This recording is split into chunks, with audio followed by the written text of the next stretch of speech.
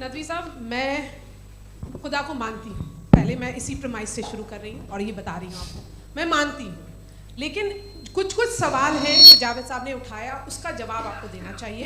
पहला सवाल ये कि गज़ा में सालों से छोटे बच्चे मर रहे हैं, वो उनको अगर खुदा मर्सीफुल है, हम मानते हैं कि अल्लाह ताला में बहुत ताकत है, तो वो बच्चे क्यों मर रहे हैं। दूसरी बात ये कि अगर कंटिजेंसी की जो आप बात करते हैं, पूरे मुस्लिम ममालिक मिल कर के भी उन गज़ा के बच्चों को क्यों नहीं बचा पा रहे हैं, क्योंकि अगर वो चाहते, क्योंकि अल्लाह ताला उन पर हुकूमत करते हैं, सब पर हुकूमत करते हैं, तो वो उनको क्यों नहीं बचा। जी, थैंक यू वेरी मच।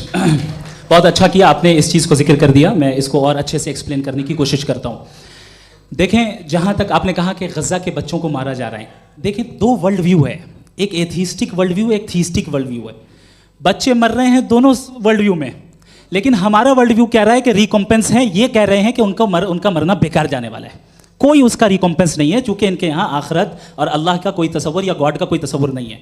आपने ये सवाल किया कि गॉड मर्सीफुल है, क्यों नहीं रोकता। ये मैंने बताया कि ये मिसकंसेप्शन है लोगों के दरमियान कि गॉड को सिर्फ मर्सीफुल और ओमनीपोटेंट समझते हैं। गॉड के सिर्फ यही दो एट्रीब्यूट्स नहीं हैं, गॉड के कई सारे एट्रीब्यूट्स हैं, उनमें से अल हकीम भी है, उनमें से ऑल वाइज भी है, ऑल नोइंग भी है। लिहाजा अगर इस दुनिया में किसी को तकलीफ आ रही है और गॉड उसको नहीं रोक रहा है, वो इसलिए नहीं रोक रहा है चूंकि इंसानों को फ्री विल दिया गया है। ठीक इसी तरीके से अगर एक डॉक्टर किसी छोटे बच्चे को इंजेक्शन लगा रहा है, उसे तकलीफ पहुंच रही है, उसके लिमिटेड पर्सपेक्टिव के एतबार से ये गलत हो रहा है और डॉक्टर बुरा है। लेकिन जब आप ब्रॉडर पिक्चर को देखेंगी, आपके और हमारे पास सिर्फ एक पिक्सल है, हमें इतना नजर आ रहा है कि गज़ा में कत्ल हो रहा है, लेकिन इसके पीछे कितना रिकॉम्पेंस उनको मिलने वाला है, पूरा पिक्चर गॉड के पास है। तो एक पिक्सल से आप पूरे पिक्चर को कभी भी जज नहीं कर सकती। आप इसमें कुछ जोड़ना चाहेंगे?